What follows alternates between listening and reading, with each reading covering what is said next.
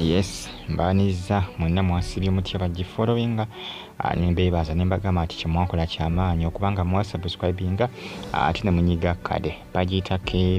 BTV RTV Uganda na Fad UG News akusani Fad TV eno bagiyita Fad TV UG gye tuliko akadde kano amawulire agatambula galaga nti Fifi Queen akwatiddwa oluvannyuma lw'okuba nti yagenda okuva mu Uganda ng'afeza abantu abawerako. Information eno yatandise lunaku lwaggulu balaga nti Fifi Queen yabadde akomyewo okuva mu ggwanga erya Canada n'akabibwa era nti nno baamukabye olw'ensonga nti abantu bangi nnyo abaatwala emisango kw'ossa ne reports ku poliisi kw'ossa ne bannamateeka ab'enjawulo era nga Fifi Queen baagala nti abeere example eri abo abantu abakola ki abafera abantu ne badduka ne bafuluma Uganda ne bakomawo oluvannyuma nga balowooza nti ab'ebyokwerinda baabivaako kumbe nga ab'ebyokwerinda baba bakyakola ki baba kyabiriko. Jjukira anti kaduuka y'omu ku abo amanyikiddwa nga Chloe anti kaduuka amanyikiddwa nga Chloe naye yafeera abannayuganda bawerako. Jjukira anti Chloe kaduuka oba anti kaduuka Chloe yaddukira mu ggwanga erya Tanzania bagamba nti gye yawaŋŋangukira era nti newe gye yalaga oluvannyuma lw'okubba bannayuganda omusimbi oguwerako bakadaamu nga abasuubiza okuba nti akola ki abagulira poloti n'okubayambako okuba nga bazimbako amayumba yafeera bali kate Fifi Queen ate y'engeri gye yabafeeramu yali yakubasuubiza kubavunira mirimu e Canada y'engeri gye yababbamu. Kaakati nomunanga amawulire agatambula galaga nti sewe yabadde akomyewo mu Uganda ne bamukaba wenkapa ne bamukoba yali akatuuka bw'ati mbu ku airport ne bamunywa era saa zino ali mu mikolo egya poliisi. Information etrendinga kyagenda maaso okuba nga nsima information naye nga tejjukira abantu bangi abaatwalayo emisango bantu bangi nnyo abaatwalayo okwemulugunya ku poliisi abantu bangi nnyo abaaloopa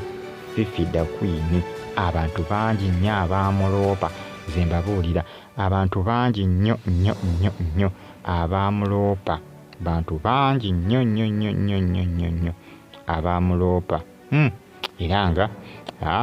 biriwo akadde kano byebyo poliisi egamba nti tukyagala abantu bafera abantu ne badduka ne bafuluma Uganda ne balowooza nti bwe banadde Uganda okumala nga bayiseewo akabanga nti bintu bijja kuba byasaana. Ojjukira bagamba nti omusango teguvunda nga gwe buddaawo n'ofulowooza omuti otyobbi abantu ogenze omusango teguvunda. Kivula Abaganda bagamba nti omusango teguvunda ne wegiba myaka emeka nga gwagambye kusituka nga waguzza boyi oba owedde kati Fifi Queen yandibanga yagudde edda mu mbi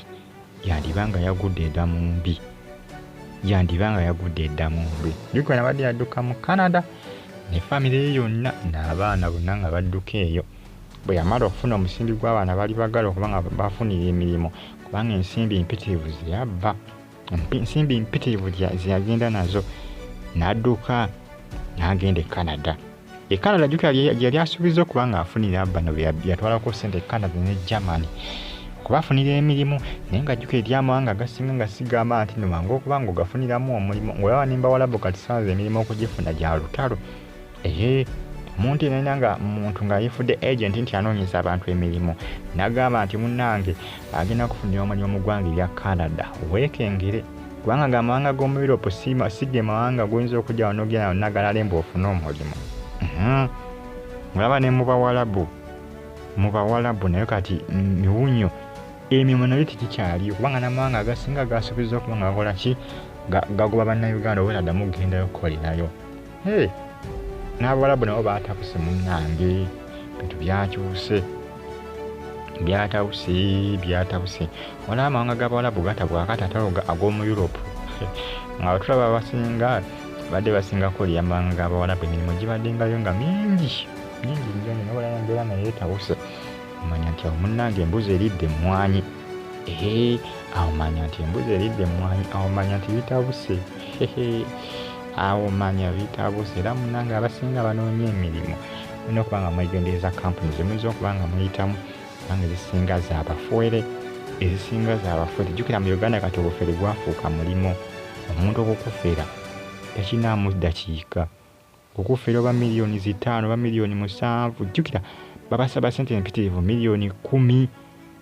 mb'okufunira omulimu Germany mulimu ki gwagenda okukufunira agamanga g'omu Europe mazibu nnyo kati okufuna emirimu walifundako bamba Walabu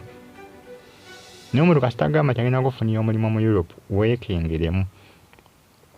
kendeeza ku sipiidi gy'obadde otambuliramu kendeezaako ku sipiidi kakkana sala puleesha sala omuliro nzokakana ng'akufweze obusente bwo bwonna bwonna nogaa nti nga kale nabukozemu ka bizinesi e Uganda mulina okuba nga mwegendereza mu Europe basaba ensimbi empitirivu ate abaana ennamba esinga babafeera ate n'okwabukanako mu Bawalabu Abalabu akasente basaba katono ate emirimu abaana ne bagifuna ate mu Europe babasaba ensimbi empitirivu naye ne bakakananga n'emirimu tebagifunye ababafeeze bufeezi subscribe ng'onyige kale Fida Queen yamaze dde okuba nga akabibwa yamaze dde okuba nga akwatibwa ku Entebbe airport ensonga za bufere ensonga zitabuse agenda kubaggulwako emisango ge mawulire ga trending akadde kano ku social media bagamba nti yabadde ava mu ggwanga lya Canada ng'akumyewo e Uganda ne bamukwata mweraba